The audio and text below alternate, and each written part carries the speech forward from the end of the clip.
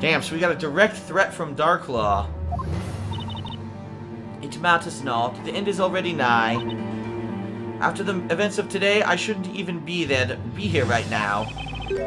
Miss Kira, you're saying that Miss Darklaw was not by herself at the time of the incident tonight?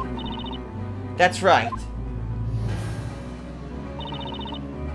Lady Darklaw was wearing the invisibility robe, and underneath that robe was a young girl passed out on her back. What? A girl? Could that be? Yes. It was the very same girl imprisoned inside that cage up there. You mean... Spella Cantabella? Rubble, rubble, rubble, rubble. Order! So the accused was carried up the bell tower? My lord, there's nothing left for me to say. 'Tis the word of the High Inquisitor versus that of a witch. Tell me, who would you sooner believe? Objection. Objection.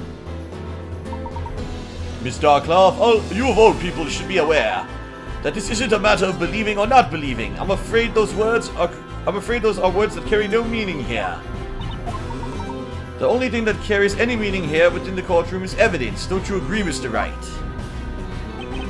Yes, absolutely, Professor. Well, now things are beginning to heat up a little, are they not? Fine. Tell me, Defender, have you the means to prove this assertion? Do you actually think you can prove that I, the High Inquisitor of Labyrinthia, carried the accused into the bell tower? From the looks of it, Miss Kira was supposed to keep quiet about Darklaw's little secret. But she couldn't deal with all of Darklaw's denials and finally found the guts to chime in. I can't let Kira's effort go to waste. I don't care what stands in my way. I'm going to find the truth. Your Honor, the defense wishes to present evidence proving that Miss Darklaw did, in fact, carry my client up the tower. Very well, Defender. You may present your evidence. Show us the evidence that proves Lady Darklaw carried the accused up the bell tower. Shit.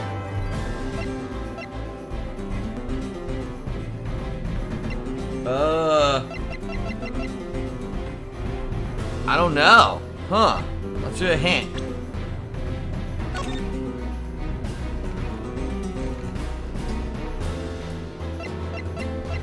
I don't think it's the bell tower plan.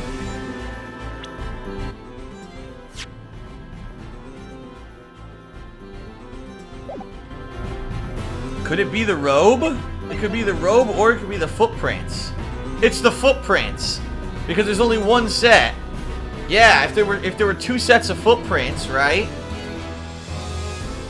Yeah, because there would be two sets of footprints if Espella had walked up the stairs. Yeah, it's the footprints. Take that!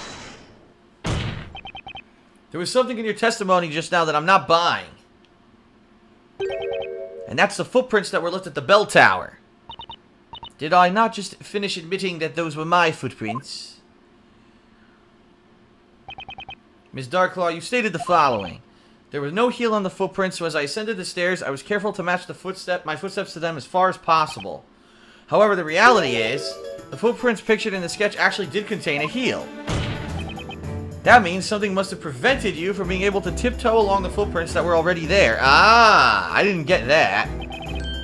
Prevented? Oh, you mean... That's right, Your Honor.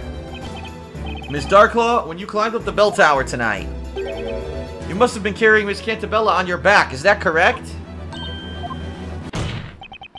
If you remember, it rained quite heavily tonight. That means the stairs must have been quite slippery. With your two hands occupied carrying my client, there would be no safe way for you to tiptoe up the stairs without falling. That right there is the truth behind the footprints on the staircase. Rabble, rabble, rabble. Lady Darklaw, you... Fine, I admit it. It is as you say. I donned the robe and made my way up the tower. But I was not alone. I carried both Espella Cantabella and her little friend up the tower with me. Little friend? That black-furred creature of hers. The thing is nary ever a second from her side. Oh, she must mean Eve. When I arrived at the top of the tower, I saw this girl already there and called out to her. I was very shocked to see the mistress show up in person like that.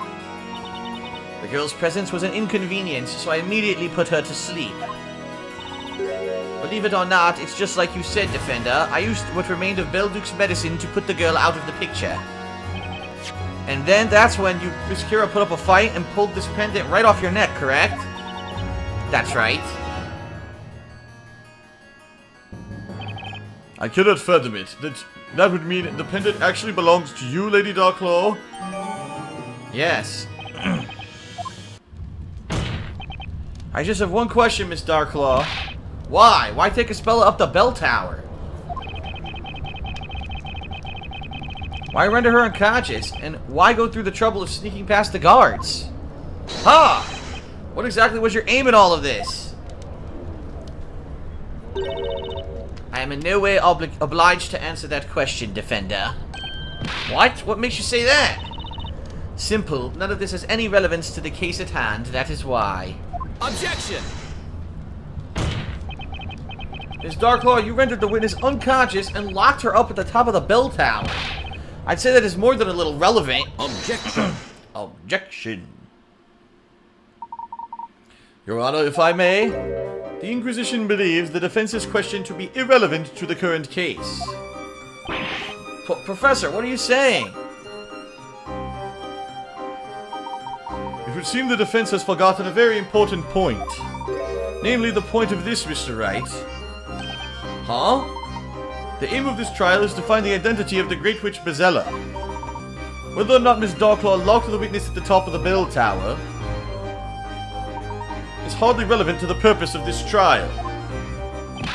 But... There's one thing that is very clear. Neither Miss Darklaw nor this witness could possibly be Bezella. What?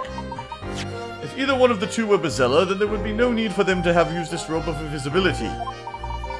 They cannot use any magic, therefore it is inconceivable that either of them would be the Great Witch. A rather straightforward argument if there ever was one. At the time of the incident, there were 3 people present. One of those three, two used the robe of invisibility to vanish from sight, leaving only one person, indeed, Miss Cantabella. With this in mind, the larger question is, who is Bezella? Is that not obvious? The accused, Isabella Cantabella, is the only possible answer. Besides, the accused's voice was heard by all the townspeople chanting the spell Grandworm. Objection! Not so fast. I happen to think these witnesses are extremely relevant to this trial. Did you forget about Miss Kira? She supposedly took a one-way trip into that pit of fire over there. And yet here she is in one piece, testifying that she returned in order to kill the ruler of Labyrinthia, the storyteller. Then there's this Darklaw who rendered the defendant unconscious and proceeded to transport her up the bell tower. I'd say there's more than enough reason to investigate who these two really are. Only to discover that they are not, in fact, the Great Witch Bezella. I'm saying that there's a possibility these two are somehow related to Bezella. The court will now announce its thoughts on the matter. I must say what Inquisitor Layton has stated certainly does ring true. However, Lady Darklaw, I have one question I must ask you. What exactly are you hoping to accomplish here tonight? I assure you, 'twas not my intent to deceive the good citizens of Labyrinthia. However, I must now reveal the truth to you all. What did she say? You didn't think Lady Darklaw's in league with the witches, do you? She can't be. She was the one that saw with the other witch's demise.